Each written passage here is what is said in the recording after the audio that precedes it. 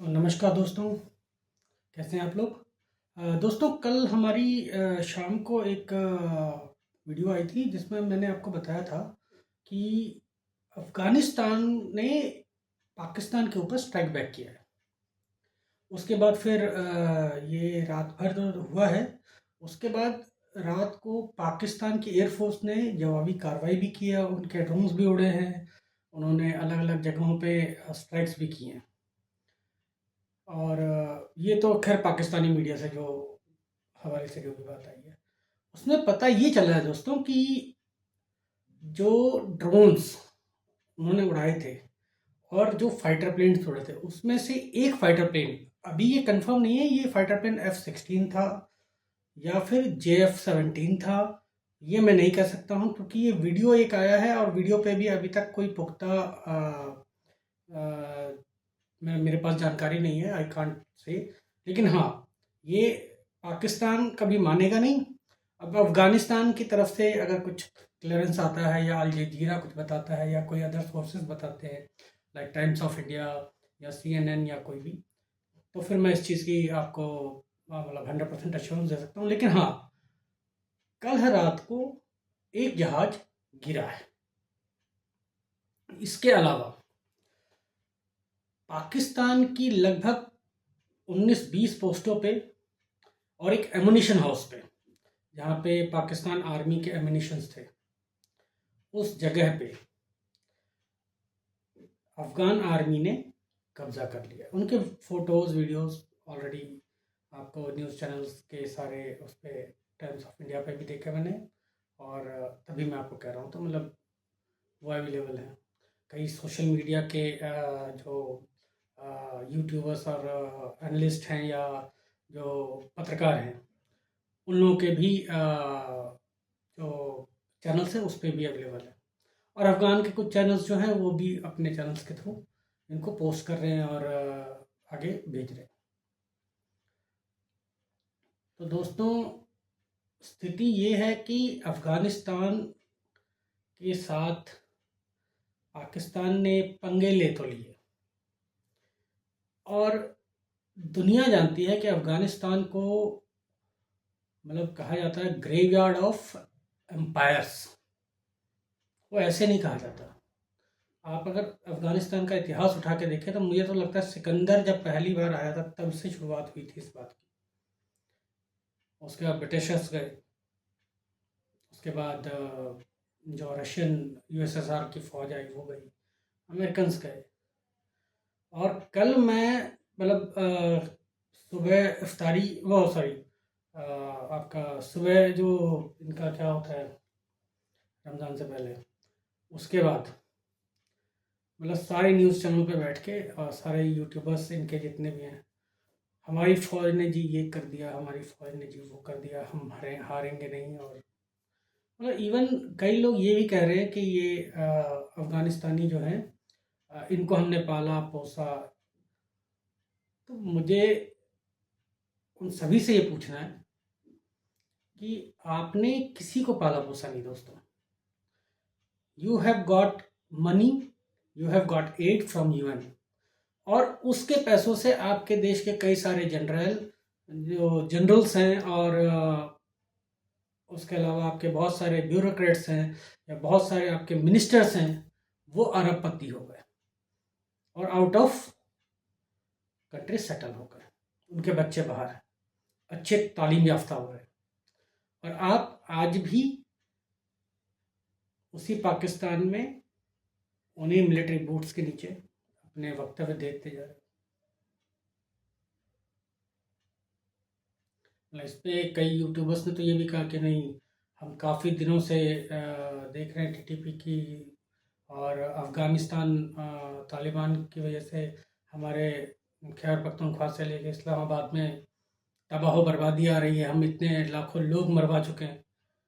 लाखों लोग आपने TTP की वजह से नहीं मरवाए, ये आपके पुराने मिनिस्टर्स, आपके रिटायर्ड जनरल्स और कई मीडिया हाउसेस ने ये चीज़ कंफर्म भी करी है, अपने मुंह से कहा है कि आप लोगों ने पैसे लिए और पैसों के लिए अपने लोग मरवा दिए।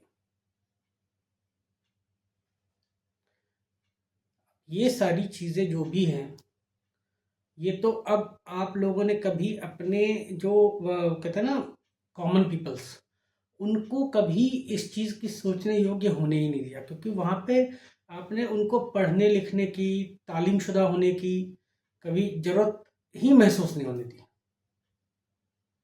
गरीबी का आलम वहाँ पे क्या है, वहाँ पे लिटरेसी का आलम क्या है, वो दुनिया ने देखा है।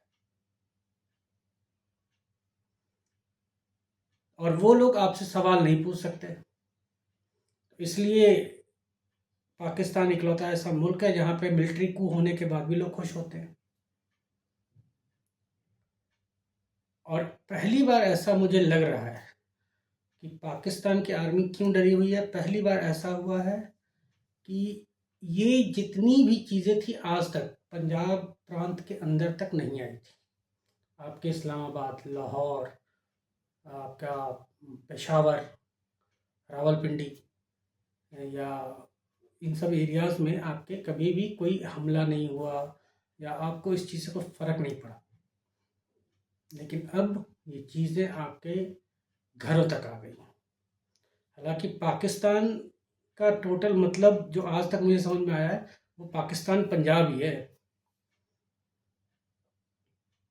क्योंकि वहाँ पे खैबर पख्तूनख्वा के बारे में कोई खबर नहीं आती। वहाँ के लोगों की ज़िंदगी बद से बदतर हो गई है, सारी दुनिया जानती है। बलूचिस्तान का क्या हाल है, ऑल द वर्ल्ड नोज। इसी तरह सिंध में पानी की क्राइसिस है, सिंध के लोगों की ज़िंदगी भी बदतरीन होती जा रही है, वहाँ भी सिंधु देश की बातें उठ रही हैं। और इसके बाद आपके मंत्रियों का ये कहना कि भाई, आपके एक इंफॉर्मेशन मिनिस्टर हैं पाकिस्तान के, आई थिंक अता तारर, उनका ये कहना है कि भाई ये सब हिंदुस्तान करवा रहा है। सर, हिंदुस्तान जानता है कि उसे ये सब करवाने की ज़रूरत नहीं है। अफ़गानिस्तान के साथ हम मिलकर डेवलपमेंट करते हैं। हमने उनके भले के लिए, उनके आगे बढ़ने के लिए, उनकी शिक्षा को बढ़ावा देने के लिए, उनके यहाँ एजुकेशन से लेके मतलब हेल्थ केयर से लेके और बोलते हैं ना क्लीन ड्रिंकिंग वाटर, उनकी डे टू डे लाइफ को अच्छा करने के लिए, मेडिसिन को लेके, इन सब चीज़ों को लेके काम किया। पाकिस्तान ने उनके नाम पे पैसे कमाए, वहाँ के लोगों को मूली गाजर की तरह कटवा दिया। अफगानिस्तान की धरती पे बम बरसवाए, वहाँ की जो नॉर्मल पीपल्स की लाइफ थी उसे तबाह बर्बाद करवा दिया। इसलिए अफगानिस्तान के लोग आपसे नफरत करते हैं और इसका रिप्रकशन आ रहा है। और इसके बाद आपके पाकिस्तान के जो मिनिस्टर्स हैं, उन्होंने कॉल किया सऊदी को और कतर को कि भाई हमारा सीज़ फायर करवा दो। सर, जो चीज़ आपसे संभल नहीं रही, उस काम को करते क्यों?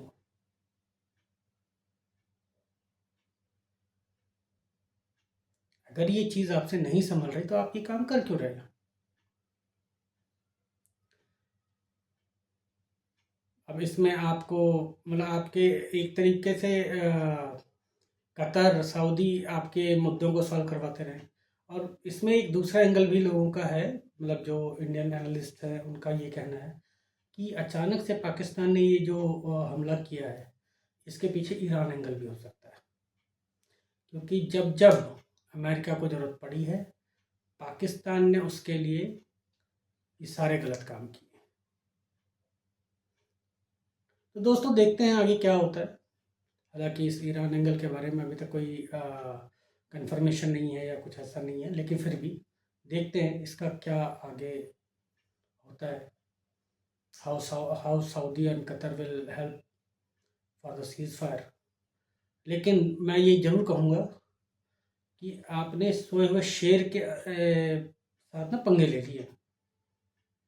आपको अफ़गानिस्तान के साथ ये प्रॉब्लम करनी ही नहीं चाहिए थी।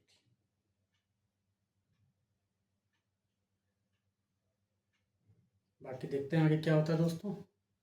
तब तक के लिए इंतज़ार कीजिए। Will definitely come back with new updates. तब तक के लिए जय हिंद, जय भारत।